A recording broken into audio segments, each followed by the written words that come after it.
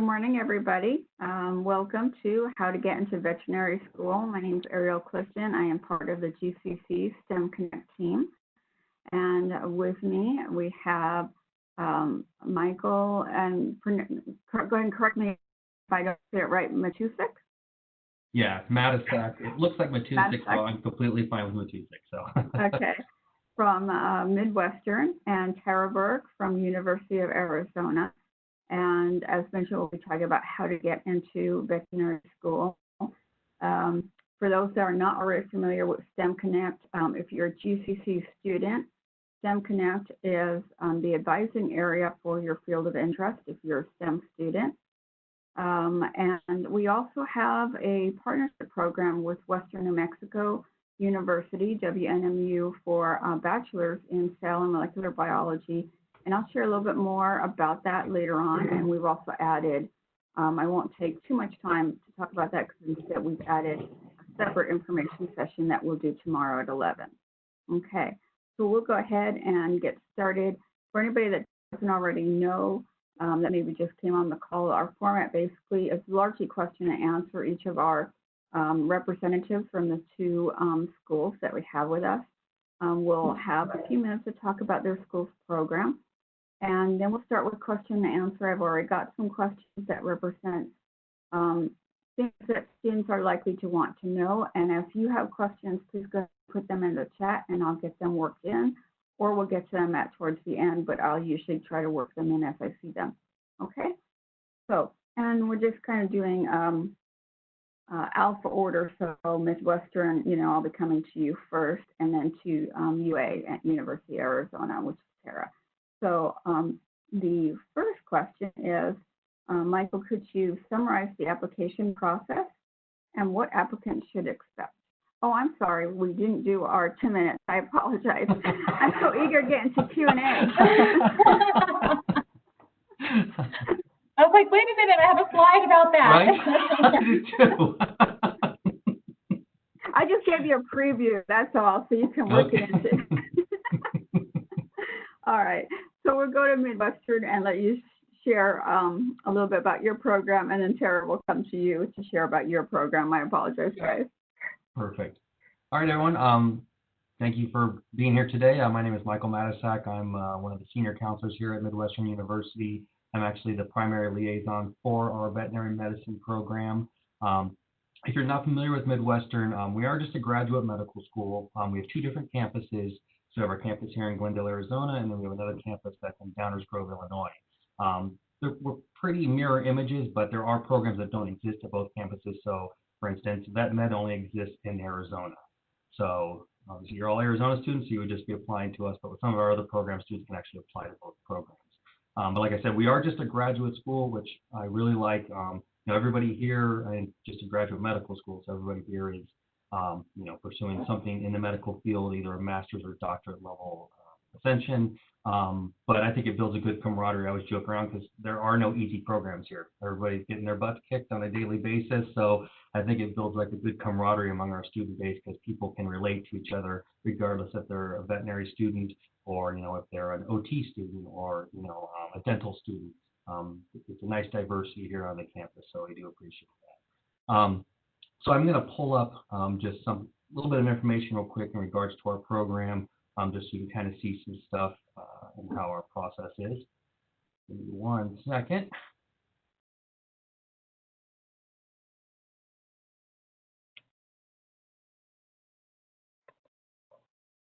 All right. So I'm going to go through these slides pretty quick. Here's some cows. And like I said, again, this is just the Glendale and Arizona thing, so we don't really rehash that. This is a list of all the different programs we hear. So like I said, everything is a doctorate or master's level that we have here. The mission, if you guys have looked on our website, improving animal and human life through innovative veterinary education, state-of-the-art healthcare services. So we work relatively well. If you guys aren't familiar with One Health, that's one of our big initiatives here at the university, is that we can learn a lot from animal medicine and human medicine. They do move throughout each other, so there's stuff that takes place in animal medicine that we learn about humans, and same thing with humans that translates over to the animal medicine. So that's kind of what the One Health initiative is. And just real quickly, I'm not going to go through this whole slide, so because it's pretty long, but just some points I wanted to make out here. So admissions, here's the big one. So these statistics that you're going to see are all relevant to our last class that came in. So with our program, we only have one start date a year.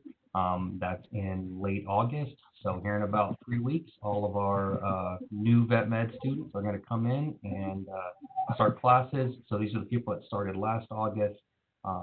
You know, everything, you know, and I think we'll probably answer this a little bit later, but everything does go through VMCAS. If you guys are familiar with VMCAS, so you'll have to create an account with them, send stuff through them.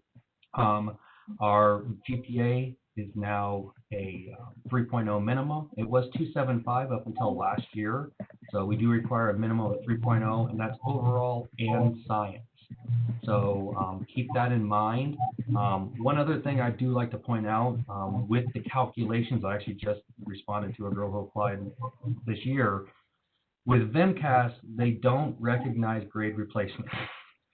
So a lot of times people's official transcripts and what their school reflects on there is different than what VMCAS comes up with us.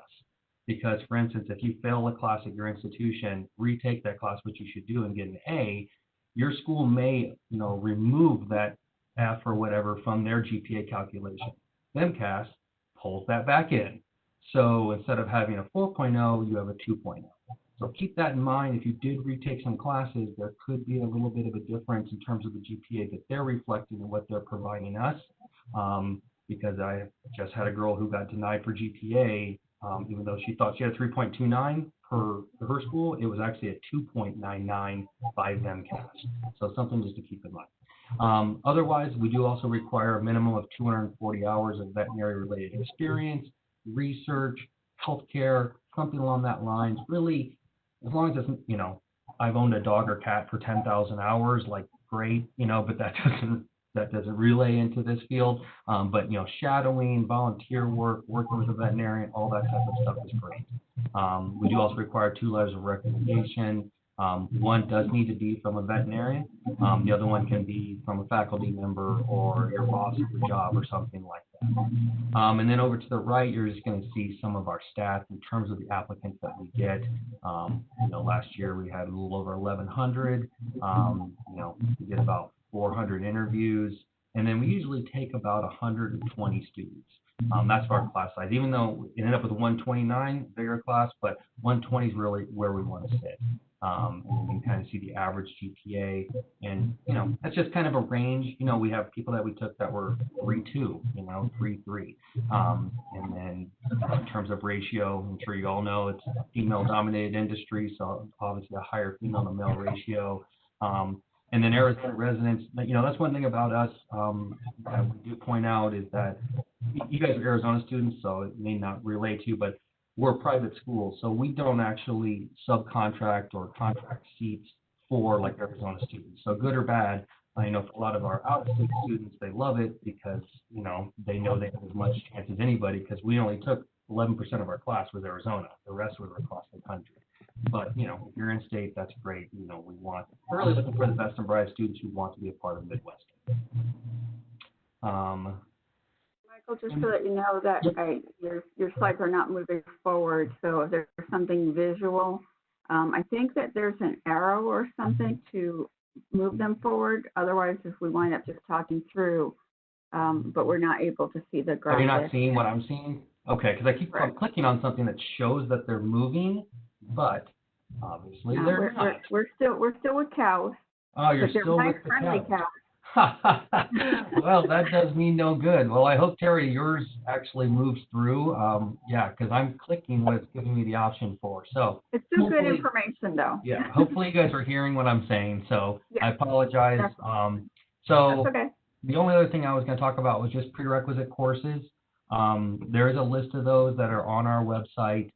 Probably pretty similar to what you're going to see at other schools, you know, in terms of, you know, 8 hours of biology and chemistry and OChem, physics, that type of stuff. You know, I do tell people you can have prerequisites in progress, you know, so if any of you are on that cusp of, you know, getting close to wanting to apply, but you still have a few classes outstanding, that's fine. You know, I tell people, it's really what we're looking for is that, you know, by the time you start our program, you have all of your prerequisite courses completed. Now, don't apply if you don't have any done. It doesn't give us an idea of how strong of a student you are. But if you're missing 2-3 classes, that will not affect us in our evaluation of you whatsoever. So, other than that, that's just kind of a little brief overview. I'm sure we'll get into more stuff, in terms of the deadline. I'm sure everybody knows is April 15th for deposits. So you are going to have some time. I don't know if you were all in the room earlier, but today's our very first interview day. So we've already started interviewing students. And then we'll interview generally all the way until like March of next year. So we're consistently doing interviews, really trying to, form a solid class. And then, we usually start sending out offers pretty quickly too. So like those people that are interviewing today, probably within the next couple of months, they'll be given offers. Those of them that were good candidates, and then, but they'll have until April 15th to make a final decision. But if they're sold on Midwestern, this is where they want to go to school, they can put down their deposit, which is $200 for us, and then their spot, they've solidified their spot. Nobody's going to take that away. So that's my little spiel, but I'll talk to you guys a little bit later and answer some more questions for you. All right. I think you'll need to end your share so that Tara can move to hers. Sorry for the technical issues.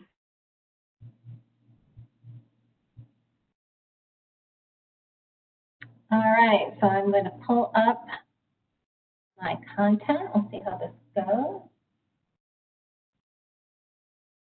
This is an abbreviated version of the usual presentation, if you will. Let's see. It's loading, it looks like. So everyone, interestingly enough, I noticed that if I hovered my mouse over Michael's slides, a little bar appeared on the left, and I was actually able to flip through his slides once I figured that out.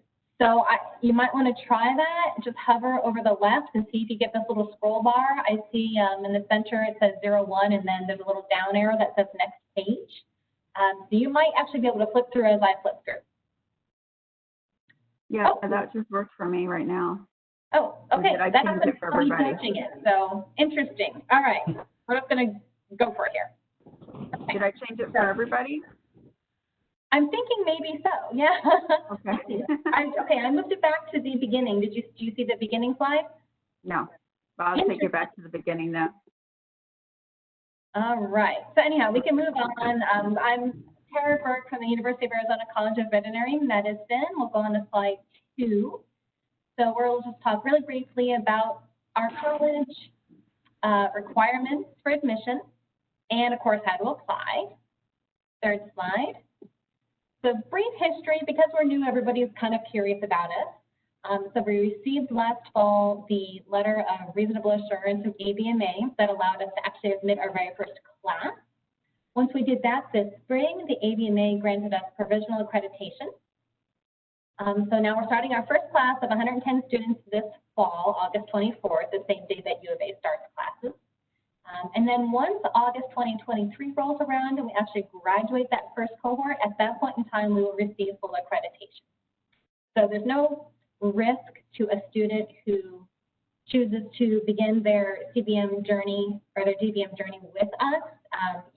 There's no downside to it at all. Otherwise, nobody would ever be able to launch a new school, a new program. All right, let's see. Next slide. So our mission and values, we truly live and breathe this. Our mission is to lead the profession as a student-centered program focused on developing career-ready veterinarians who will live healthy, meaningful lives and serve society. We all know that this is a stressful career, and we're doing our best to mitigate that. We can talk more about that later, how we're approaching that.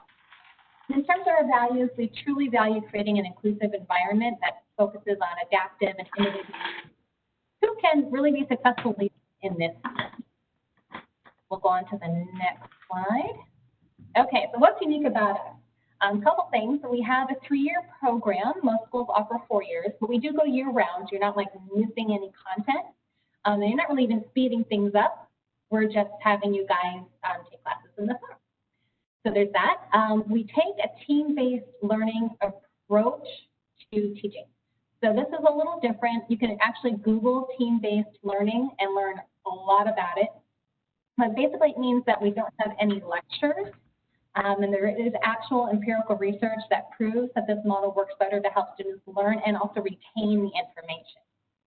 And then thirdly, we have this distributive clinical model, which is in year 3 of the program. So we don't have a hospital. We will never have a hospital. We've got 250 clinical partnerships, and that is growing. And that's, again, in year 3 specifically. All right, moving on, next slide. We do have a couple of campuses. So our main campus is in Oro Valley, which is 13 miles northwest of Tucson, northwest of the main campus. We have a facility called the Campus Agricultural Center that's in central Tucson, just north of main campus. That's where we have our live animals, so that's where the sheep and the cows and the horses and whoever else hangs out. And then there's another property, the Health Science Innovation Building, which is shared by all of the health sciences, health professions, so pharmacy, College of Medicine, nursing, and that's where you will be using a simulation lab, which is super cool. And that's a brand new building. It just opened this time last year, and I attended a blessing. It was really lovely. Okay, moving on, requirements. So in a nutshell, we look at we do look at your prerequisite GPA, which is specific to us, your overall GPA, and your science GPA. And like Michael was saying, VMCAS does calculate these GPAs. So you just want to be really careful when you're entering your courses. And the sooner you apply, the better. By sooner, I mean at least VMCAS recommends you do it in about a month in advance to give them time to load up all your materials and do that verification process. And if they notice an anomaly, they can reach back out to you. So the sooner you do that, the better, but don't rush your applications. Just try not to be like last minute either. So we have 42 prerequisite credits that we require, and we do require 3 letters of recommendation. We don't need one from a veterinarian. That's great if you can get it, but it could be that that there's like a clinical coordinator or a manager, or maybe there's like a vet tech that's been at the place where you were working for 20 years and they're really solid and can write a great letter. Anything like that is fine. Faculty are great. Supervisor in a working environment, whether or not that was related to vet medicine, is great too. Let's see. Oh, and we also don't have any animal or hours requirement. We do expect that you will have experience working with people and with animals, excluding pets, like Michael said. I know pets are awesome, so that doesn't count. But again, we don't require a specific number of hours. We just anticipate that you will have had a certain number of experiences. And we do that basically because we know that everybody has different paths to veterinary medicine. And, for somebody who's coming straight out of undergrad and had to work their way through college, they may not have had the opportunity to do lots of internships and lots of shadowing, things like that. So we try and be as flexible as possible. You should be seeing our prerequisites now on slide 9, and these are on our website as well. And last year we changed our GPA requirement, like Michael said too. Last year we had a 2.5 floor, and we've raised that to a 3.0. However, we will take a second look. So if you've got one of your, or 2 or 3 of your GPAs falls between that 275 and 299 range, we will review your application, and you may actually make it through to the next stage in the admissions process. So if you have 3.0, so much better. Okay, so the process. So we'll go on to slide 11. Yeah. So this is the timeline. We are just starting to review applications now. We won't be interviewing anybody for a while. So how it's going to work this year is that we'll look at all the applications. If you have a 3.0 or better, we'll move you on to the next stage of the process, and that will include an invitation to do a virtual interview. If you're in that 275 to 299 range, we will do a second look, dive a little bit deeper into your application material, and those folks may or may not receive an invitation to the supplemental application, which again is a virtual interview. And then after that virtual interview, we're going to look at all the data that we have and invite a select group of students to an MMI, multiple mini interview, which normally would take place in person, but under the circumstances that may very well be virtual in the early spring. Okay, next slide. So it is truly a holistic look at every single applicant. We do a pre-screening, and like I said, you may move on then to the supplemental screening. Then we do a thorough final review of all the information that we've gathered, and then we make admissions decisions from that point. Next slide. So this is just a look at our applicant pool. We expect to have about 1,500 applications this year. We'll invite about 300 students or prospective students to the MMI event, be it in person or virtual, and then we'll matriculate another 110 students next year. And then this is just a little bit about our cohort. It's a really diverse cohort. We're really proud of the fact that, you know, a third of our students are underrepresented in veterinary medicine. They're coming from schools all across the country. Of course, you see a lot of University of Arizona graduates. However, we've got graduates from everywhere. And there's no benefit. I get asked this a lot. My colleagues at the College of Agriculture and Life Sciences don't like to hear this, so don't tell them. But really, there's no inherent benefit to you pursuing your bachelor's degree at U of A. It's a great program if you do choose to do that, but you don't like get points per se. So it's not something that will give you an extra boost in the admissions process. However, they offer amazing programs in veterinary science and animal science. I would strongly encourage you to look at their programs. But again, it's not going to help in terms of the actual admissions evaluation. If you went to ASU or if you went to community college, we actually don't require a bachelor's degree. You're much better off if you have one, or at least if you have 90 credits, and that's really for financial aid purposes, and that's a whole other conversation. But you could come straight out of a community college and apply to our program, so just be aware of that too. Okay, let's see. Well, this is our admissions team. So today you're looking at me, Tara Burkheim, coordinator for admissions and recruitment. And you'll probably interact a lot with Lori as well through the admissions process if you choose to apply to our school. Okay, that's all I had. So thank you guys. Let me stop sharing. Let's see. Okay. Yay. Perfect. Thank you, Tara. And thank you for teaching me that. I didn't know how that worked with other people sharing. Okay, so we'll go back then. We'll be going back and forth. And like I was saying, it's just kind of an alpha order. So we'll start with Midwestern to summarize the application process and what applicants should expect. Okay. So application process, like we talked about. So the first part is just getting your VMCAS application together. So VMCAS actually shifted this year where they opened up early, like in January, allowing people to go in and start putting together their applications. You couldn't actually submit them to any schools, but you guys, most of you probably have never gone through this. It is a time-consuming effort, in terms of getting all the documentation together that they're going to want, putting together a good resume, just obviously a really good application that you're going to want to present to these different schools that you're applying to. So I always encourage people to start working on it as early as you can, and then when you feel like you got your application ready and the application itself, the VMCAS is open to be distributed to other schools or out to the schools that you're planning on applying to, then send that out. So for us, once we get your verified application, so basically once VMCAS gets it, they go through everything, they calculate your GPA, they've got all the documentation they requested from you, and they're like, okay, this is a good application. Then they will send it to us, obviously assuming you apply to us.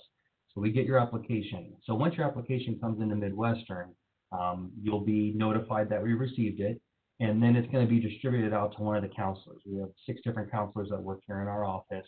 So you have an assigned counselor that you would work with, and then they're going to go through your application. We every year sit down with veterinary medicine, the committee, and really decide, what are the important factors that we're looking for in our applicants? What are the strong points that we want to highlight? I make no qualms about it. In the beginning, academics is very important, and you guys should know that. I mean, these are doctoral level programs. So if you're coming in with struggling academic history, it doesn't bode well for you all of a sudden just being a prolific doctoral level student. So GPA is an emphasis, but it's not something that you have to be a 3.9 student. Like I said, we take students that are in that lower echelon, but we do want to see, at least a 3.0, and like I said, our average is usually around that 3.4, 3.5 range, something in there. So we'll look at that. We're also going to look at animal history. I mean, we have a pretty extensive rubric that we go through in terms of looking at where students came from, academic hardships, areas of the country, where you were brought up, those different types of stuff. Because we really do want to promote a diverse class and be able to, get as many, include as many students as we possibly can. So we go through your application, we make a decision, we think you're a good applicant. So, hopefully for all of you that apply here, you're a great student. You meet all the checks and balances, and we would then invite you for an interview. So then we would have an interview scheduler where you can go in and you can pick a day, one of the days that we've made available for interview. You schedule yourself, and you just want to make sure you show up on that day or show up online that day, depending on what's going on at that time. And then the other thing that we have is then a wait list also. So let's say you apply to the program, but there's maybe a few weaknesses, something that the committee is like, oh, we'd like to see them work a little bit on this. Still a good applicant, good competitive applicant, but not to the point where we want to interview at this time. So then the wait list is what we put those applicants into, basically saying, and you'd be notified of this. You're going to be told your status. So it's, hey, you've been placed on the wait list. And normally what I tell applicants, because we are willing to give feedback to all applicants. So if you apply to us and you get this wait list email, you can reach out to us and be like, hey, I received this, could you tell me what it was that was perceived as a weakness, why I'm not getting interviewed at this time, and we'll tell you. It may be, your science GPA was a little worrisome, they would like to see maybe work on that, bring that up, or, they don't, see enough, animal health care or something where they feel like you really have a good knowledge of the field.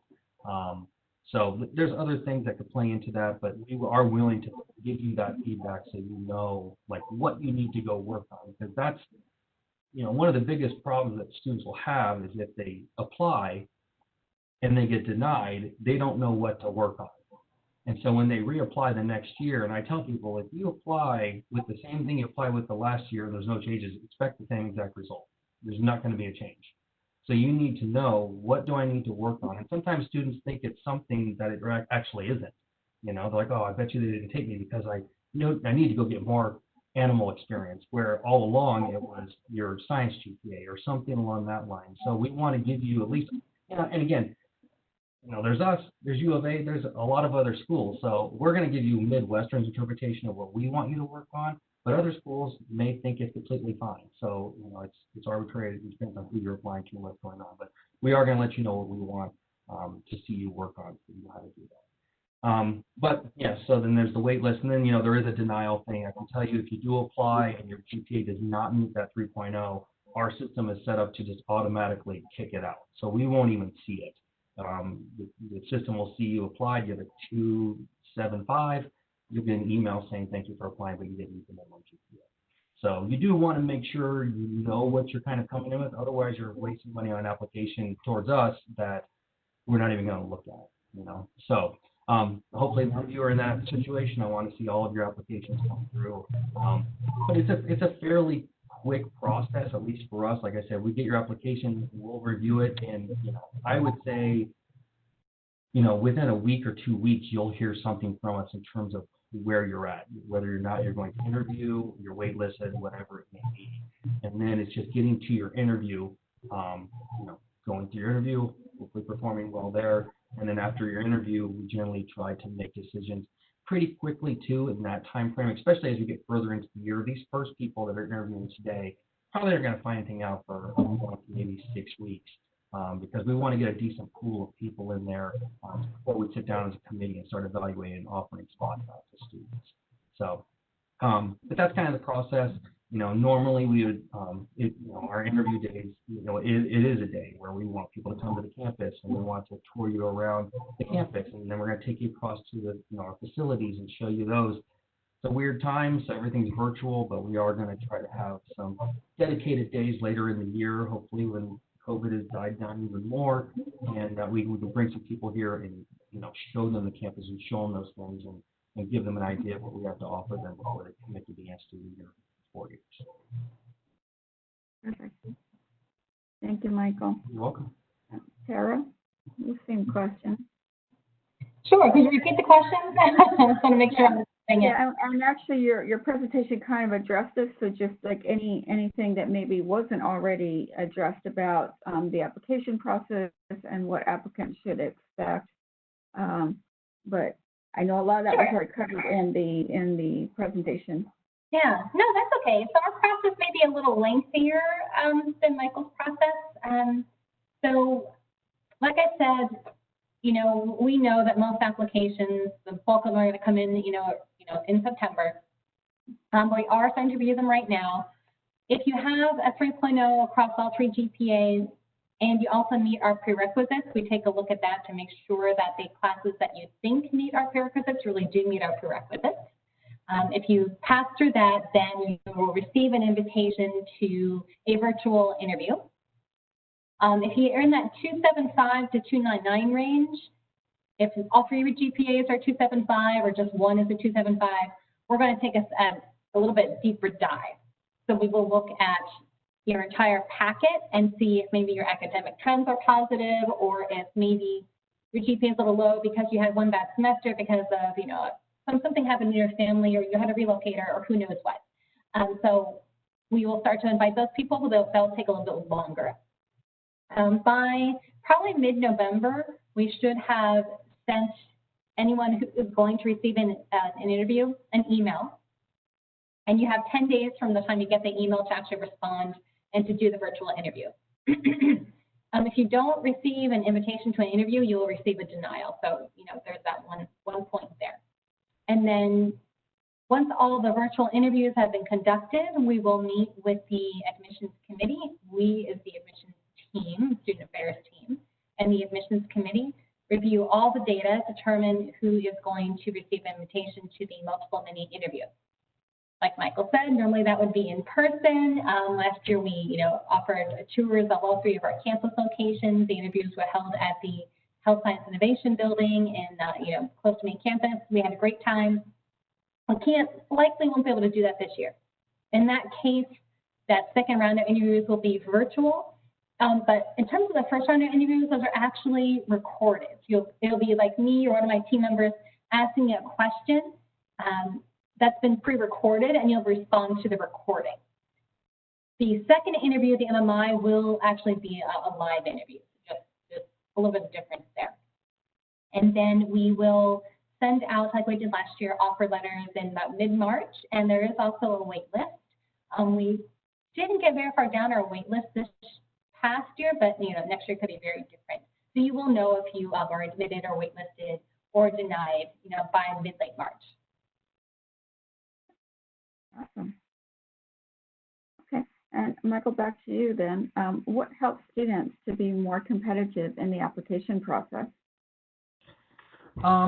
So I kind of alluded to it earlier. Obviously, grades are a big part. I'm never going to push away from that because it's a competitive applicant pool. Like Tara was saying, they have 1,500 applicants. We'll probably be close to that this year, I would assume. So you're looking for bright minds, and there are those people out there that are going to be a lower GPA that excel, and you have people that have amazing GPAs that struggle. We do see that where people in undergrad, they kind of breeze through it, and maybe they had a certain way of learning that worked for them in that environment, and then they get here, and that way of learning does not work whatsoever in a doctoral level program. So they, trying to shift their thought process and how they're going to learn, it's hard for them. Some of those people that maybe struggled more with academics, adhere, are able to kind of, rethink the process and do well here. But, that being said, being, I usually tell people like being in like a 3-4 range will put you in a pretty good position. If you have a 3-4 overall, 3-4 science or above, you're in a pretty good position. I would feel confident that, you have a really good opportunity to interview, The other thing, like I said, we're going to look at, your animal experience. So if you do have, and like I said, that's across a broad range. You have a lot of students that do research, but, they never necessarily work in a veterinary hospital, or a clinic. And then we have students that are on that opposite side where they, were a vet tech for a couple of years, or they've done an extensive amount of volunteering, or, even stuff where students were in 4-H, things like that. We'll count that. We look at stuff like that. or even across other healthcare fields. Really what we want to see, and what they're gonna, especially in interviews, look for is your understanding of veterinary medicine and like why you want to go, and do you understand what a vet does on a day-to-day basis? Because sometimes people have these visions in their head, or and it's not until they're actually working beside them or at least shadowing them that they kind of understand some of the struggles or difficulties they may have. So that's kind of why they're looking for that animal experience, or at least some vet interaction. But really, those are kind of the two main factors that are going to push a student into an interview status. Like I said, there's other things in our rubric that we're looking for in terms of your background, and are you a first generation college student, and that type of stuff. Those are things that we give props to. We want students to be able to rise to new heights and those type of things. But those aren't going to outweigh poor grades and the other things like that. Those first two factors, because what'll basically happen is all those factors come together in the final determination of, are you going to be accepted into the program?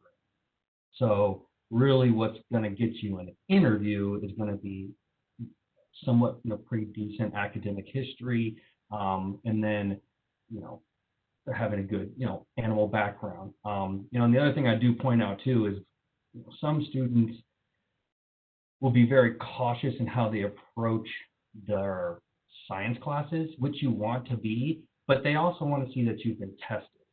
Because once you get into a program like ours, opposed to maybe undergrad where you get to kind of create your schedule. You get your advisor and you pick some classes and they'll recommend, once you get here, it's here's your schedule of 18 credit hours, go. It's in either sink or swim. And so they want to see that in undergrad, you were presented with that same type of, stress. Not that you have to take 18 credit hours, that's not what I'm saying, but we'll see people that'll, do a semester over 2 years where they just did 1 or 2 classes. And that doesn't really tell us much in terms of how are you going to handle, real life, when you get into vet school, are you going to handle those academic rigors that we're going to throw at you? So just keep that in mind. I'm not telling you to go take a full boatload of chemistry and biology and all these events, because that's the other thing is I don't want people to put themselves in a position where then their GPA suffers because they try too hard. But make sure that you're not being too cautious in your approach, because those are all things that we are looking at in terms of, are you prepared for what we're going to throw at you? Thank you, Michael. And Tara, the same question, what helps students to be more competitive in the application process? So like Michael said, of course, academics are important, but if you meet that threshold and you make it on to the next step, which is the kind of virtual interview, I guess in the end, we will factor everything in. But if you have at least a 3.0, that's good. Don't stress too much about that. We're really taking a holistic approach. Our values are really important to us. So our supplemental question within the VMCAS application asks you to relate one of the University of Arizona values, and there's a link in the application to the values page. There are 6 of them: integrity, compassion, exploration, adaptation, inclusion, and determination. We'll ask you to take one of the experiences that you listed in your application and to connect that to one of those values and tell us a story basically about how you reflect our values, the U of A values, in your work life or your volunteer life or your school life. So that's really important to us. As are the letters of recommendation, especially if they're coming from faculty. Our faculty do tend to weigh those rather heavily. So I always tell applicants, and again, we require 3. I know having 4 or 5 or 6 doesn't necessarily do you any favors. In fact, sometimes that can hurt an applicant, because if you have, I'd much rather have 3 really strong recommendations than 4 that are kind of somewhat mediocre. So pay special attention to that. And I know it's hard right now to get those letters of recommendation, especially because faculty are inundated with, at the start of the school year, and the coronavirus has impacted us all. We get all of that, but just take your time with those recommendation requests. Tell the person you're asking why you're asking them in particular. Like, It's not just like, oh, please, can you give me a recommendation? It's like, it should be no. Like, you know what, I took this biology class with you. I really liked your teaching approach. If you recall, I did this project and this was the result. Like, give them a little bit of information to go on. Make them feel special. Like, you're not just a student or an applicant desperate for a letter, but that you really value their input in particular into the process. So I think that's really key. And then, you know, you're going to be interviewed, you know, in maybe 2 different ways. So maybe practicing some interview skills. You can, if you're still in school, meet with career services, let them know that you are applying to veterinary schools, and hopefully they'll do a little bit of role play with you. It's not that different from a job interview, frankly. So just be aware of that, and just, you know, write some things down. Just got to be prepared about what you think you might be asked about, things that you would want to say. You can even practice on Zoom. If you have a Zoom account, just get comfortable talking into a computer, right? I think that will help as well. And in the end, we're going to take all those factors into account. So that's probably the best I can do. It may not be the most helpful answer. Just whatever makes you special, make sure we know. It could be different things for different people, right? We don't want cookie cutter students. So if you're a military person, great. Tell us about that background and why you think that background will make you a great veterinarian. You know, if you're a 4.0 kind of person, great. Tell us why that is important and why that will make you a really good veterinarian. If you're somebody who kind of struggled or had some sort of different trajectory and maybe you majored in something else altogether, worked for 5 or 10 years, realized you wanted to be a veterinarian, went back and did the prerequisites, awesome. Tell us about that journey and why you think what you learned along the way will make you a great veterinarian. Awesome. Thank you, Sarah. Okay. Next question, going back to Michael. What should students do now to help themselves to be more successful later? I mean, I think the fact that we're talking about this while they're in a community college is great, because you're already kind of preparing yourself. You know, you're not a senior having this, you know, an undergrad, you know, preparing to apply. Like, you've still got some times to really pay attention to your academics, get yourself into the right courses, make sure those courses are going to align with the school that you're applying to. And then also, like I said, you know, for us, and, you know, even U of A, you know, getting some experiences, try to get out there. And, you know, we understand, like, right now, this is a weird time. It's hard to get shadowing and stuff with a lot, you know, people are very apprehensive, you know. But hopefully things start to get back to normal. And that's what's good about this, is that you guys probably have a couple years before you'll be applying, that you know, things will be back to normal, and you can go out there, you can start, you know, spending some time. And like I said, we'll look at everything. You know, if you can volunteer at some shelters, you know, if you can go to the zoo, not just go to the zoo, but, you know, maybe the zoo needs some help or something like that. You know, shadow some, you know, some vets, you know, whatever it may be, and just be able to get a little more firm grasp on, you know, the veterinary field in general. You know, those are the things that you can really address right now, and I think make yourself a stronger applicant, because you've got that time to do that, and that's what we're looking for. And you know, and establishing those relationships with the people that you ultimately want to write letters of recommendation. Like Tara said, like, we don't want to see like this is a person that we met a week ago. You know, we want to see that this person actually knows you as an individual, cares about you, and is going to write you a good letter of recommendation. So those are the things I would really say, is just those things that, you know, still lay in front of you. Be optimistic, because you have some time to work on that. You know, and, you know, if you feel like you're really strong in one area, then, you know, start shifting to that other area that you may think you're a little bit weaker in, and trying to put your time and efforts into improving that area. Sounds good. Thank you, Michael. And Sarah, same question. What do you recommend students be thinking about and doing now to help themselves to be successful later? So I really do concur with Michael. His, you know, that advice is spot on. It is great that you guys still have a little bit of time if you're not applying this year. Getting experience is key, and we know it's hard right now. But we value all kinds of experiences. So if you know, if you can't find a way to work with animals, sometimes it's just a schedule conflict, right? If it's a very 9-to-5 kind of place where you're trying to gain experience and you're not available because you have other things going on 9 to 5, you know, then maybe volunteer, you know, with people. veterinarians actually work with people, you know, they work with the caretakers of the animals. It's not just all about the animals. So we value things like that as well.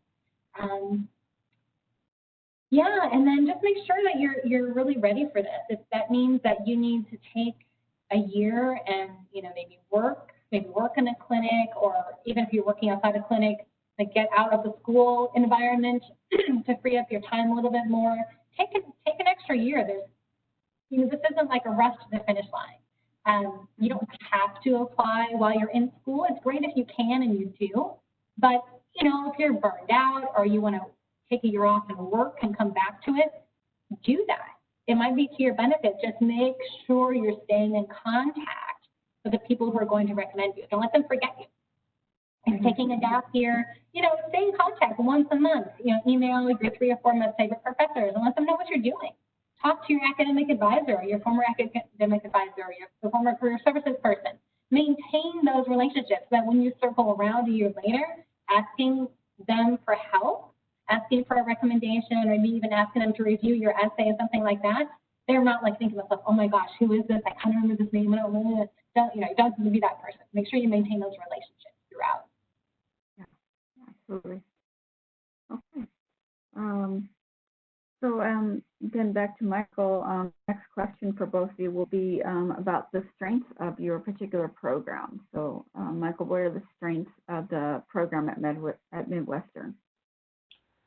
So for us, you know, I think, you know, one of our biggest selling points, I think for students when they come here is kind of a combination of two things. You know, our faculty, like the student ratio, which is usually about, you know, 1 to 8, you know, in terms of, so students are going to have open access to faculty.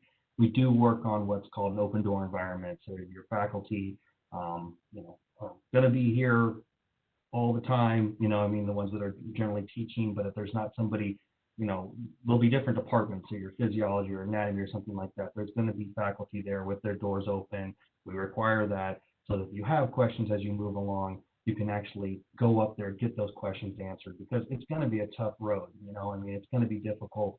You know, the dean, even like Dr. Gartrell, she's our associate dean, like she's available. Actually, I have a really close friend of mine who's going to be a second year in the vet med program this year, and he struggled mightily his first year. Like, admittedly, he thought he was going to flunk that a couple times, but he went and spent a lot of time with Dr. Gartrell. Like, she was readily there. She would talk to him, give him advice. You know, he was meeting with his faculty a lot, you know, using them as resources, because that's what they're there for. Like, the last thing we want is for students to flunk out of the program. You know, like, that's, you know, does us no good, does you no good as a student.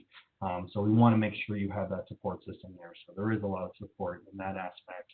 You know, and then our facilities, you know, I mean, we do have our own, we actually, so the teaching hospital that we built over here is the largest teaching hospital in the country, like size-wise. So we invested, when we started that med program, it was $180 million that we spent to start that program. So we've got a beautiful clinic over there. We have an awesome necropsy lab, so we get a lot of exposure. You know, if stuff happens here, we're really the only one in this area where they'll bring animals here to figure out cause of death if they don't know it. So we've had animals brought from the Phoenix Zoo, lion and giraffe, and one of the Glendale police dogs got brought here that died during duty, so they wanted to find that out.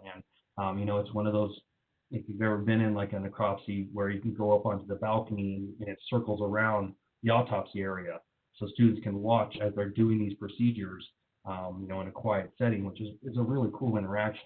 And then on top of that, obviously, we do have a large animal facility, so we do have, you know, horses and cows and donkeys here on campus for students to work with, you know, and have those interactions. You know, because really, with our program, we lay it out so that there's 2 different tracks that students can decide from when they actually get into the program. So one's going to be like a domestic animal track. The other one's going to be called like a mixed animal. So it would be where if you're mixed animal, you're actually going to work with some larger animals. You know, some of your rotations will take place out at, you know, some of the dairy farms and stuff like that here in the area. And then there's students there, but you'll still get domestic animal interaction because really what we're ultimately wanting to do is try to set you up for the most success you can have. A lot of students come in thinking, I just want to do exotics and I just want to do birds or wildlife, but the harsh reality of that is it's really hard to make a living in that field of veterinary medicine. There's not a ton of opportunity, where the money cow more so is to say for veterinary medicine is in domestic animal care. So we want to make sure if students do go down that route, and you can do rotations. I'm not saying you can't. We're going to have licensed doctors who work with wildlife and they work with reptiles and all these different things. But we're still going to make you learn the domestic animal side of it, so that way you can always fall back on that if that's what you need to do. Or if hey, I just want to be a animal pet doctor, then you can go that route. Thank you, Michael. Yeah. Okay, so sorry, could you repeat that again, Ariel? Yes. The question was about the strengths of your program, and I know that the UA program is new, but even so, as it stands right now, what do you feel are the strengths of the program that's being developed?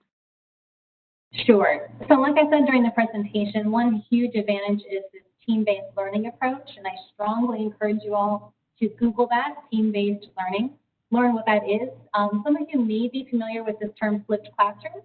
It's a little bit like that, but it takes it to a whole other level. So you will have a tremendous amount of support. Basically, how this will work is prior to any given class, you'll be required to do some reading, maybe watch some videos, some preparation. You come to class prepared. Then there will be an assessment, and it may or may not count for like a grade per se. And by the way, all of our classes are pass-fail.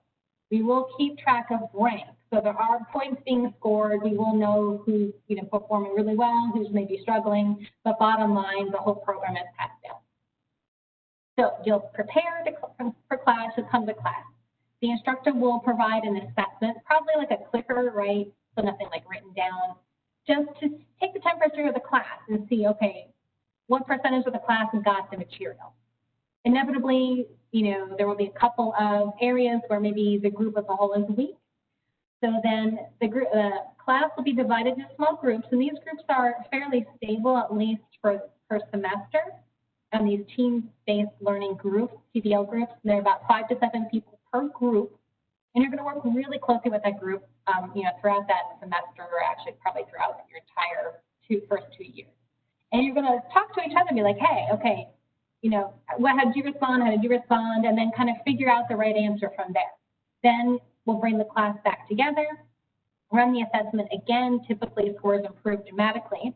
From that point, the instructor will then move on to like the lesson of the day, which could very likely be case-based.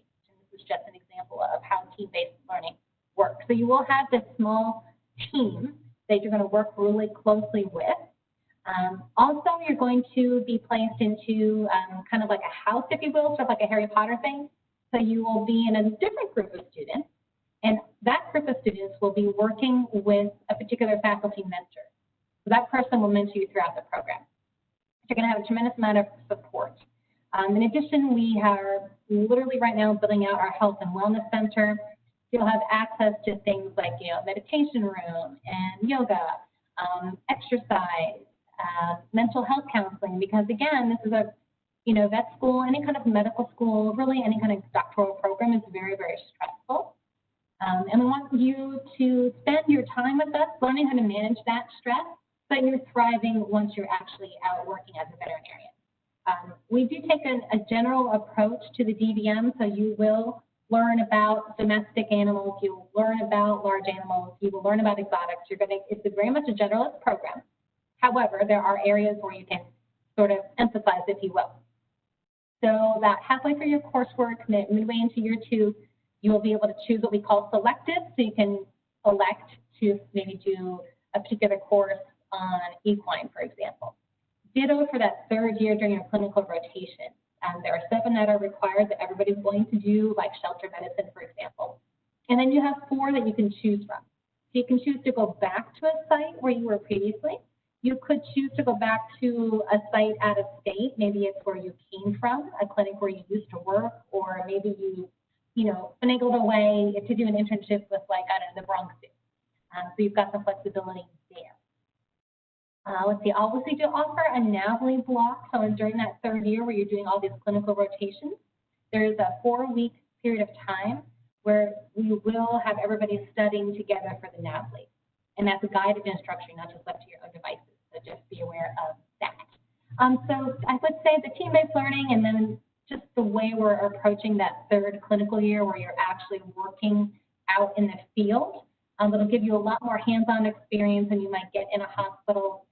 We have MOUs signed with all these partners so that we know that, you know, what they are working with you on, that it truly is a hands-on experience, that you're not just, you know, observing.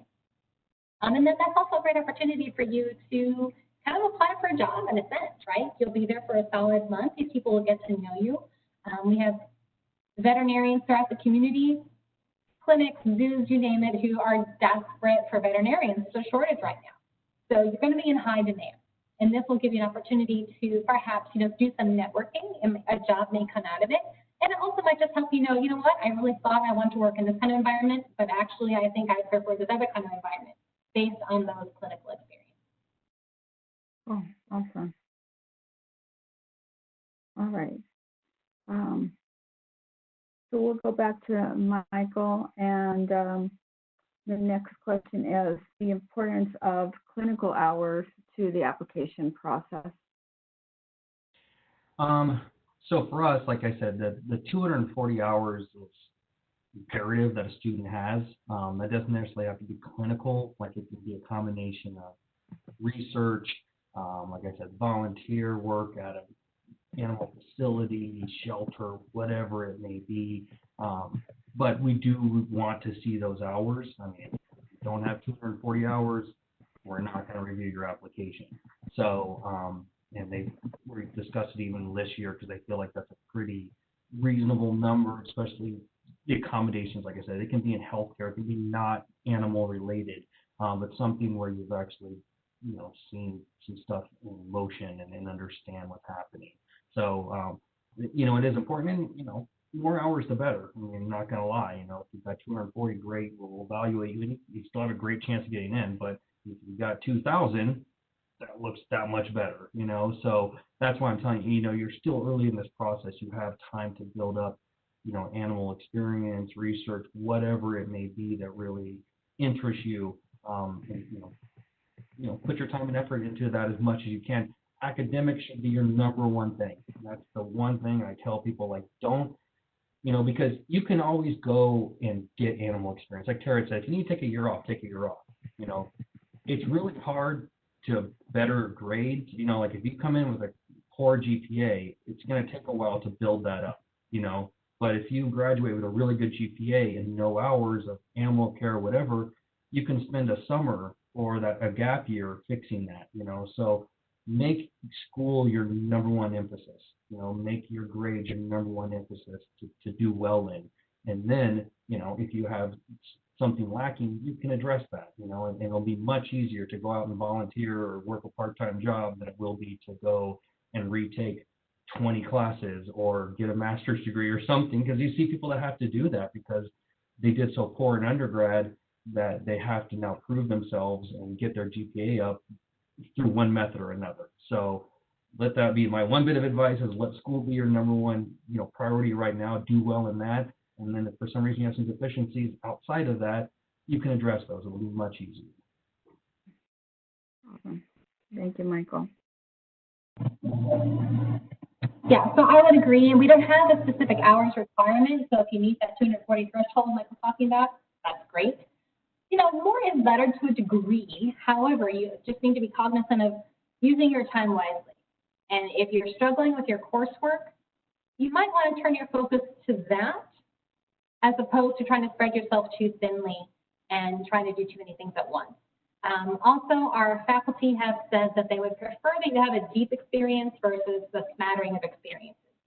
So if you spent, you know, a year or two volunteering at a particular clinic for 2 years, that'll look better than if you've got 10 different types of experiences, but those experiences like, 5 hours here, 10 hours there. We want it to be a deep and meaningful experience. And we fully understand that that's easier for some folks to do than others, which is why we don't have a technical hours requirement. But it would be in your best interest to find an experience that you can stick with for, at least a year, if not 2. It'll also get you better letters of recommendation. And if that means you need to take an extra 6 months or a year between graduation and applying, do that. It's not going to hurt your application at all whatsoever. And in fact, it will probably help you. Okay. Back to Michael, and I believe you've actually both have talked about the interview process. So I take it that for both schools that there is an interview required during the application process. And I guess sort of additional question on that, if you have helpful advice for students to know, so to help them to prepare for the admissions interview. Sure. So, like Tara said, I mean, I think a lot of programs will have interviews. How they approach them will be different. So they do an MMI. Ours is kind of a traditional old school, couple faculty members and and it's about a half-hour interview. So the interviews are very, I always joke with students. I did the introduction to all of our students interviewing today, and I say it all the time, like, if we've brought you here, we think you're smart. Now we just want to see if you're crazy. That's kind of what our interview is, because there's only so much that you can see through an application. You can't see the real social aspects of a person. And there's a very big social component of being a good clinician. And so what we want to see is, who are you as a person? Why do you want to be a veterinarian? Are you going to be somebody who kind of holds the same values and stuff that we have at Midwestern? So, they're not throwing advanced biochemistry questions at our applicants. That's not what this is about. What it is, our interviews are all blind interviews. So, the interviewers do not have access to your grades. All they have access to is basically your resume, so background in terms of, any type of, work in that veterinary field, that type of stuff. And that's where they're going to derive questions. They already have obviously some, pre-planned questions. And I tell people, like, there should be 2 questions that you should probably be prepared to answer, and most schools are going to ask this. Why do you want to be a veterinarian? And why do you want to come to blah, blah, blah? Why is Midwestern a good fit for you? Why do you want to go? So, research those schools that you're going to get an opportunity to interview at. Because knowing a little bit more about the school, I think, will definitely be, a big feather in your cap. But outside of that, it really is just a conversational tone that we're going to try to have with our applicants. Throwing some questions at them and seeing how they think on their feet. And then, but like I said, nothing that's going to be outside of something that you shouldn't be able to answer relatively easy. And then, we do leave time at the end for students then also to ask us questions. So, get 5-10 minutes where if they've got questions they want to know, then we'll make sure that, they're available to answer. But then we also have, here in a few minutes, we'll start a student panel. So we always do have current students who are part of this interview process, so that our applicants can ask questions of them. They're the ones that are embedded in the program. I've never gone through our vet med program, so I don't know the ins and outs, the goods and bads. I always promote the goods, but I know there's got to be some bads in there, and our students are willing to say this kind of sucks and blah blah blah.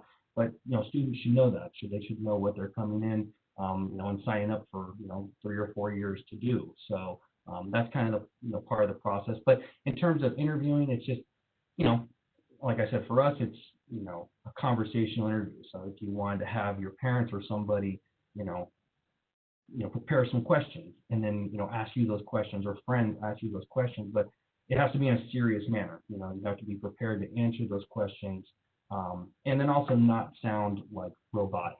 One thing our faculty always said is they hate canned answers, meaning like pre-prepared answers, so like, why do you want to be a veterinarian? I want to be a veterinarian because it promotes blah, blah, blah. It sounds like it's not coming from your heart, so don't try to overthink it. Just, come in with, if you have a good knowledge of why you want to go to school and be a veterinarian, and, there shouldn't be anything that really trips you up. They're not trying to trip you up. They're just asking general questions that, should flow pretty easily out of you. I mean, we understand interviewing is never an easy process. We know there's stress involved. We have people that just freeze up in the beginning. It's really hard, and they'll try to calm you down. They'll just be like, how's your day been? Blah blah blah. Try to get you to open up. Again, we're trying to make this as non-stressful as we possibly can, but understand that it's going to be stressful. You're interviewing for a spot in a medical school to pursue your dreams. So, but that would really be my bit of advice is like, maybe just sit down with some people, have them prepare some questions. Don't prepare them yourself. Let them come up with some questions, and then try to answer them, and then be as professional as you possibly can. They are professional interviews. That's the other thing I'll tell people is, even now, if you're doing a Skype interview, like don't show up in your pajamas or just, like be prepared, look professional, try to wear a nice shirt. You don't doing Skype, you don't expect people to be wearing suits, but on our interview days here, we did expect people to be showing up in suits most of the time, and most of our applicants did, because it's a professional school. That's kind of the the appearance that we want. Now, once you're in the program, there is not really a dress code for us. Like, students can really wear pretty casual clothes all the time unless you're in clinic or something like that. Maybe wearing scrubs or whatever it may be. But just think of what you're going to want, how you want to portray yourself, because they are paying attention to those things as well. Thank you. And Tara, the same question. I know that you mentioned the interview process earlier, so I believe that it was required. And what advice would you give to students to help them to prepare to be successful in the interview process? I'm going to unmute you. Thanks. Okay, you're unmuted now. So there are two types or two levels of interviews. The one that I mentioned, which we'll be doing in the fall, and it's virtual, and that will be, again, a recording, so it could be me or one of my colleagues. We'll have pre-recorded questions, and then you will log into a website. You'll have an opportunity to practice, so there will be some sort of generic question that, we propose to you. You can practice a response just to get used to the technology, and then once you are comfortable, you get the real questions. And these questions are looking for competencies, which are, personality traits or like soft skills that are crucial to success in our program and as a veterinarian.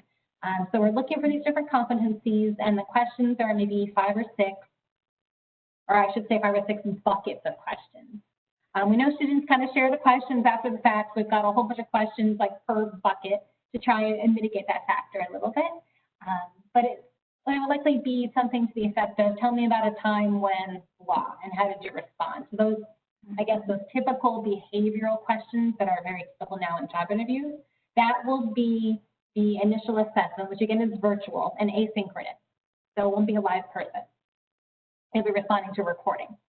If you go through that stage, we look at your materials, we invite you to the multiple mini interview, then it truly is a multiple mini interview that will likely be live. And you'll have someone like me asking a question, and it'll be most likely more of a scenario. And again, we're not trying to trip you up. We're not looking for a whole bunch of medical jargon. In fact, if, I'm the one asking the question, I don't have a medical background, so please, I don't need the jargon at all. But we're really kind of looking to see how you respond, how you interact with the interviewer, and they will be scenarios that really anybody could respond to. So they're not things that you can't really practice for the content of your response, but you can always work on your interviewing skills, work on your listening skills. That's really important, and work on being succinct. So you will be given a certain amount of time in which you can respond, and you don't want to get cut off halfway through, right? So just kind of practice, like Michael was saying. You can practice with friends and family, go to career services, let them know that you're planning on applying to veterinary schools and you want some interview practice. And just practice, reflecting and responding in a, sort of a calm manner, and also a succinct manner so that you're not rambling. And really, truly, practice does make perfect. So don't be afraid to do that, because you'll make them the better for it. Awesome, thank you. I'm actually going to kind of tag on a sort of an additional question related to the interview process, because it's something that was mentioned in one of the other sessions, and then you can each say whether you would agree. And the point that was made in one of the other sessions was for students to remember that the interview goes both ways, that it's for them as well, to see is this the right fit, because often that's what you guys are looking for and they should be looking for as well. And I thought that was such an excellent point that I want to, just find out for the students on this session whether you would, agree that that holds here as well. Yeah, I mean, I do tell these students that I'm like, we're interviewing you, but you're also interviewing the school. You're trying to decide, is this where I want to spend the next 4 years? Is this where I want to give my money to? It's just going to provide you with the best education that I have. So yeah, very much so. I mean, that's why, we do try to wine and dine our applicants, because we know there's other choices out there. If you're getting an interview to us, you're probably getting an interview to multiple schools, so we want to make a good impression. We want to show you everything. I mean, that's for us. Like, I know personally, this COVID thing is, obviously it's affecting a lot of people, but our facilities we are extremely proud of. And so for us not to be able to really show those to applicants, it's hard. We want them to be able to see those, because we do get a lot of people, like I said, from around the country that will, in the past would fly here to interview and have a whole new perspective by the time they left, but they didn't know much about Midwestern, so, we do miss out on that. So, but we are, we totally letting students know, like, this is your day too. You're the one walking around, you're the one deciding if this is the right school for you, and hopefully, we are, but you have to be prepared to ask those questions, so when you come in here, you get those questions out there, and when you leave, you feel like this is the right fit, or it's okay, but I like, University of Arizona better. It's just, you need to know what you're looking for and what you feel like is going to have the best tools and best fit for you as a student.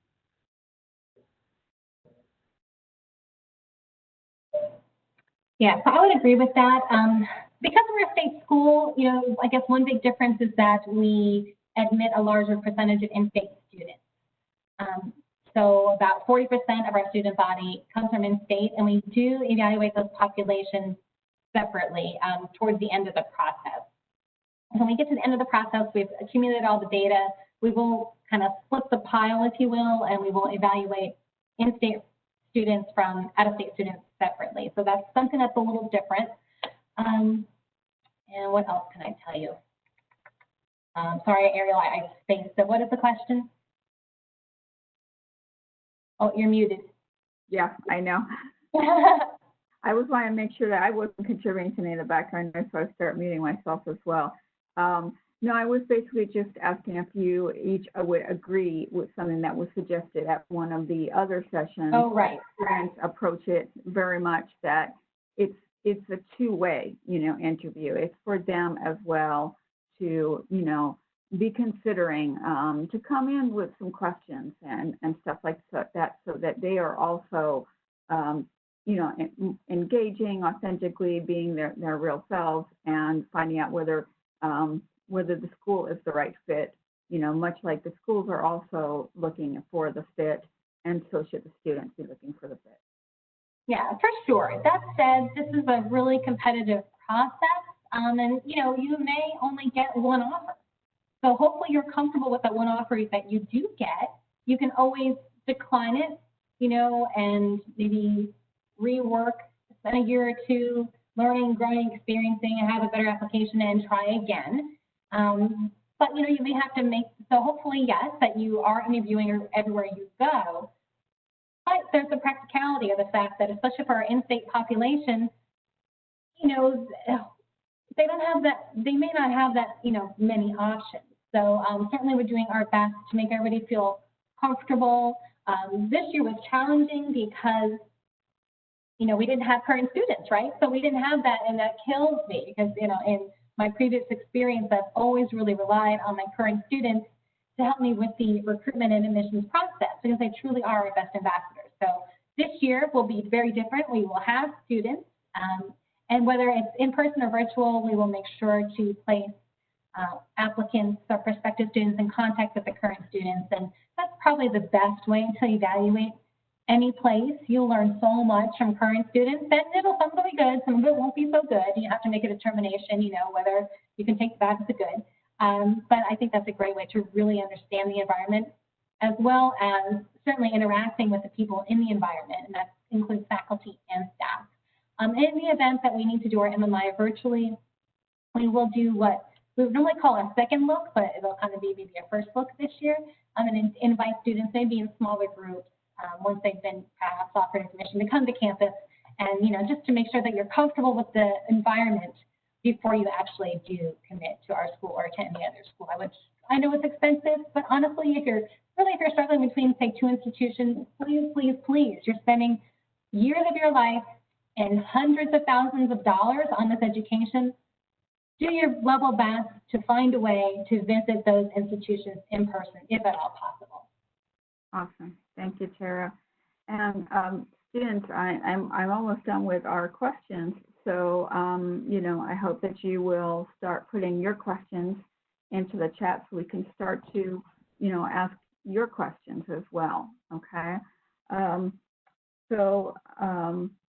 One of my next questions, and we touched on this as well already, is whether a bachelor's degree is required for your program. And what I'm going to do is also tag onto that. If it's not required, is it beneficial? Okay. So for us, yeah, again, it's not required to have a bachelor's degree, but I will say that you do have to display quite a bit if you don't have a bachelor's degree coming in, that you can handle, kind of what I alluded to earlier, the workload, that you would encounter here, or at least be somewhat prepared. No one's going to really probably encounter what they're going to encounter here, but we do want to make sure students have displayed that. I can give you an idea of our class of 120 last year. I believe 10 students didn't have a bachelor's degree. So everyone else did. So it is, there are people that do it, but, it's not a real common trend. I think you definitely will put yourself into a better light if you have a bachelor's degree. What I generally tell people is, if you're you start getting along this path, and let's say you get into like your junior year, you have all your prereqs done, you feel like you're a pretty strong candidate, feel free to apply if you don't have your bachelor's degree, now, because it's a learning process. And like I said, we will a lot of times, give you feedback. And so, but you may get in without that bachelor's degree, so don't feel like that's the end all be all that you have to have that. But I'm sorry, my interview over here is getting loud.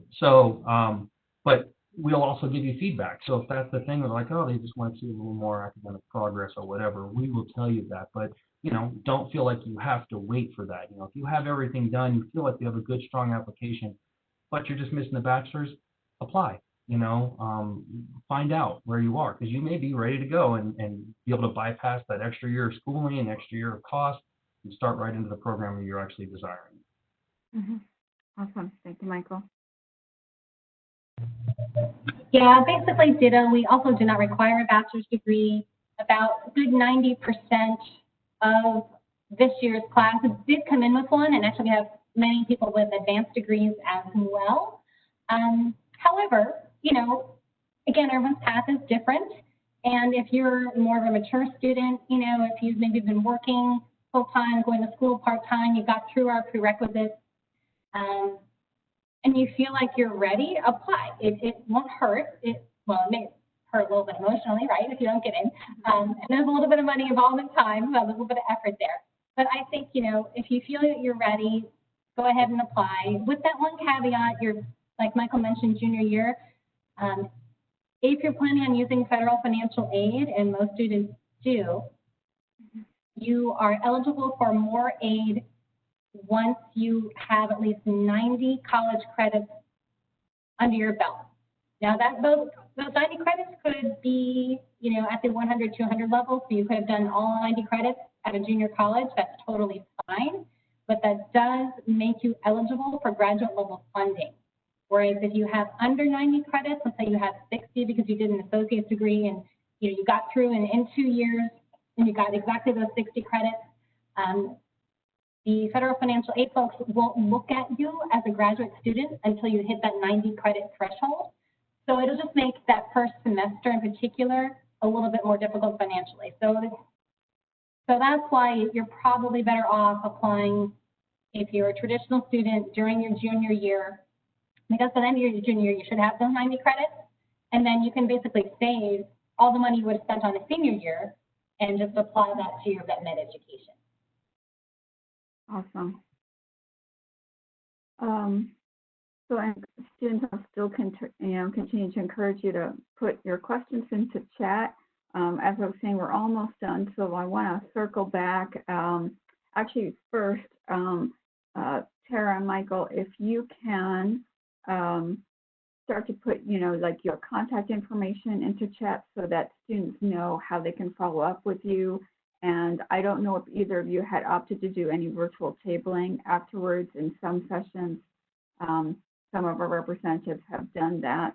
But meanwhile, what I'd like to do is circle back to our partnership program and just tell those who are on the call a little bit more about that. So our partnership program at Western New Mexico University, WNMU, is for the bachelor's. It's a BS, Bachelor of Science in Cell and Molecular Biology, and it's a concurrent enrollment program, meaning that the students are enrolled at both GCC and Western New Mexico University. Right now it's a little different due to COVID, so but normally the classes that are in person would be there on the GCC campus. Right now some things are being modified due to COVID, but students don't have to travel to New Mexico to the WNMU campus. They complete their classes through GCC, even though the bachelor's comes through Western New Mexico University. And so one of the advantages is that convenience factor, but also keeping the smaller class size, being able to start working on the bachelor's while continuing to work on the associate's degree. And also the affordability. It's an 80-40 program. 80 credits are able to come through at the Maricopa Community College rate. So that helps to make it more affordable. And then Western New Mexico is known for their affordability. So the remaining 40 are also at a more affordable rate. And then on top of it, it's also a more hands-on program. It's more research-based. Some of the students that go through the program will then go into research fields, but many go on to these professions. And that's one of the reasons that we decided to do this series, because many of our students are interested in knowing more about how do you get into medical school, dental, pharmacy, and veterinary school. So that's part of how this came about. And for anybody that wants to know more, if you've already expressed interest, I've already sent you an invite for tomorrow's session, but you can also either email me or put something in the chat. And I did see that there was a couple of questions. So is there a specific bachelor's degree that helps us prepare for these programs, or just the biology BA or BS? So for my input is we don't look at like particular bachelor's degrees. Obviously, if you have a bachelor's in some science field, so bachelor's of science or animal science or something like that, it's probably going to prepare you a little bit more. You're going to have a little more, opposed if you have a bachelor's in communications and you just took the prerequisites. Like I said, we still have people that get in with that. But really, what I tell people is to pursue the degree that is of most interest to them, and then obviously meet with a counselor, kind of tell them what your ultimate goal is, and then they should hopefully be able to put you into a program that's going to alleviate taking a bunch of extra classes maybe you don't have to take, and then it will get you, the courses that are definitely required, and maybe a little more exposure to some other science classes that'll look good on the application. Awesome. Sarah? You're on mute. You're muted. Taking health track. There we go. Oh, sorry. So for the classes, just make sure you're taking the pre-health track science classes, whether you're doing that as part of your major, or you're doing that as a minor, or you're doing that after the fact because you did a history degree and then decided 10 years later you want to be a vet. But it really truly doesn't matter. And actually, we think it's cool if people have diverse backgrounds and then kind of circle back to vet medicine. But of course, the majority of applicants have gone a more traditional route and have majored in some sort of, science or STEM field, and that's great too. Awesome. Okay. We did get another question. The student asked, I'm curious if either of your school's programs include animal physical therapy.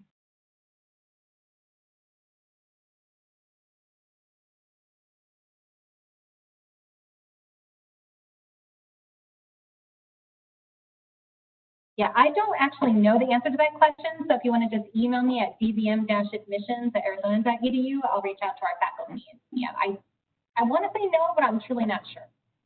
Okay. Michael?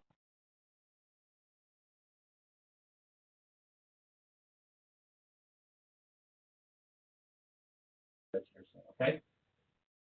Michael? All right. Bye-bye, guys.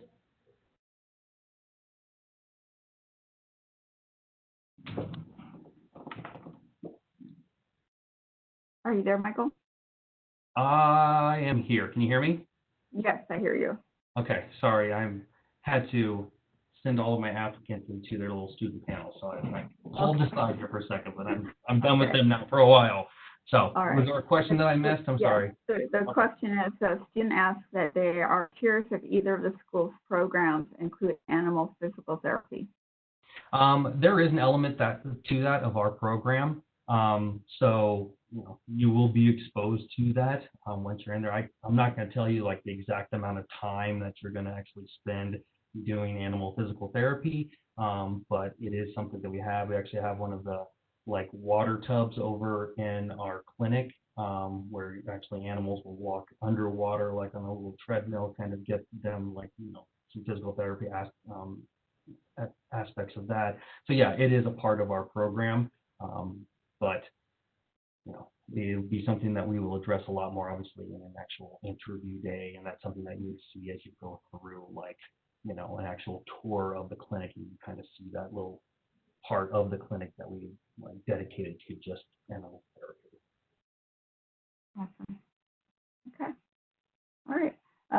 That's all the questions that I'm seeing from the students. So, unless somebody else, put something in to indicate that they've got another question, we'll probably just go ahead and start wrapping up then. So, if either of you had anything else that you want to share, otherwise we'll be wrapping up. I put some links into the chat, so I included a link to, let's see, our information session and virtual tour sign-up. Most of the information is what you learned here, but if you wanted to actually see the campus, we've got lots of pictures in that virtual tour that could be of interest. Otherwise, just view those links. A lot of them will be helpful to you regardless of whatever program you're applying to, such as VINCAS links. VINCAS has a plethora of helpful information for applicants. So please, please, please look at the VINCAS website before you reach out to schools with questions, because chances are 90% of your questions can be answered there. Awesome. Thank you, Tara. Yeah, and just play off of that, I put a link in there too, just kind of information in regards to our program. So you can find quite a bit of stuff on our landing page in terms of requirements, the steps to apply and that type of stuff. And like Tara said, like VINCAS has a ton of stuff. So, thoroughly review that website. If you can't find your answer there, feel free to reach out to me or reach out to General Admissions here, and we'll answer your questions as well. Awesome. Thank you, Michael.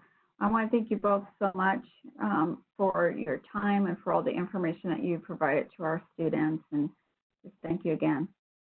No, thank you. Yeah, our pleasure.